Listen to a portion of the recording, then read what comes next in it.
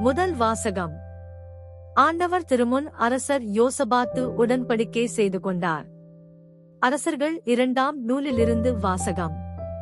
22 8 முதல் 13 வரை, 23 1 முதல் 3 வரை.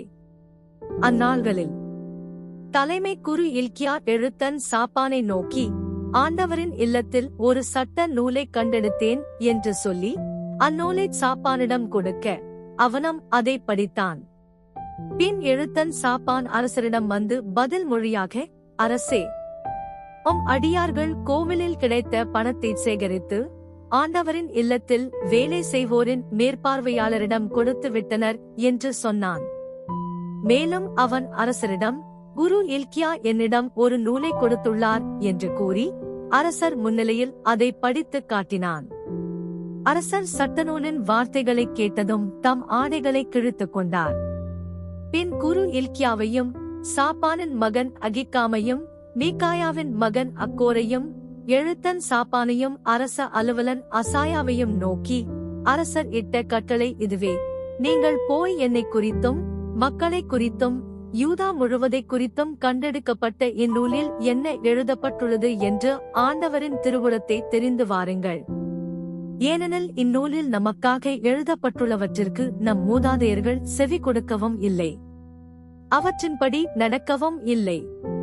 எனவே ஆண்டவரின் சினம் நமக்கெதிராக கொழுந்து விட்டு எரிகிறது என்றார். அரசரது அழைப்பு கிணங்கி யூதாவிலும் எருசலேமிலும் இருந்த பெரியோர்கள் யாவரும் அவரிடம் வந்து குழுமினர். அப்பொழுது அரசரும் யூதா நாட்டினர் அனைவரும், எருசலேம் குடிகள் அனைவரும், குருக்களும் இறைவாக்கினரும், சிறியோர் முதல் பெரியோர் வரை மக்கள் அனைவரும் ஆண்டவரின் இல்லத்திற்கு வந்தனர். அரசரோ ஆண்டவரின் இல்லத்தில் கண்டெடுக்கப்பட்ட உடன்படிக்கை நூலில் எழுதப்பட்டிருந்த யாவற்றையும் அவர்கள் காதில் விழுமாறு வாசித்தார். அரசர் தூணருகில் நின்று கொண்டு ஆண்டவரை பின்பற்றி நடப்பதாகவும் அவருடைய விதிமுறைகளையும் ஒழுங்கு முறைகளையும் நியமங்களையும் முழு இதயத்தோடும் முழு உள்ளத்தோடும் கடைபிடிப்பதாகவும் அந்நூலில் எழுதப்பட்டிருந்த உடன்படிக்கையின் சொற்களை நிறைவேற்றுவதாகவும் ஆண்டவர் திருமுன் உடன்படிக்கை செய்து கொண்டார்.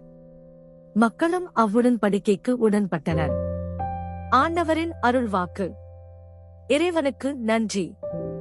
நற்செய்தி வாசகம். போலி இறைவாக்கினர்களை அவர்களுடைய செயல்களைக் கொண்டே இனங்கண்டு கொள்வீர்கள். மத்தேயு எழுதிய தூய நற்செய்தியிலிருந்து வாசகம். 7:15 முதல் 20 வரை. அக்காலத்தில் இயேசு தம் சீடரை நோக்கிக் கூறியது, போலி இறைவாக்கினரை குறித்து எச்சரிக்கையாய் இருங்கள். ஆட்டுத்தோலை போர்த்திக் கொண்டு உங்களிடம் வருகின்றனர், ஆனால் உள்ளேயோ அவர்கள் கொள்ளையிட்டு தின்னும் ஓநாய்கள். அவர்களின் செயல்களைக் கொண்டே அவர்கள் யாரென்று அறிந்து கொள்வீர்கள். முட்செடிகளில் திராட்சைப் பழங்களையோ முட்பூண்டுகளில் அத்திப் பழங்களையோ பறிக்க முடியுமா?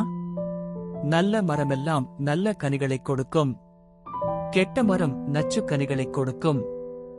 நல்ல மரம் நச்சுக் கனிகளைக் கொடுக்க இயலாது, கெட்ட மரமும் நல்ல கனிகளைக் கொடுக்க இயலாது. நல்ல கனி கொடாத மரங்கள் எல்லாம் வெட்டப்பட்டு நெருப்பில் எறியப்படும். இவ்வாறு போலி இறைவாக்கினர் யாரென அவர்களுடைய செயல்களைக் கொண்டே இனங்கண்டு கொள்வீர்கள். ஆண்டவரின் அருள்வாக்கு. கிறிஸ்துவே உமக்கு புகழ்.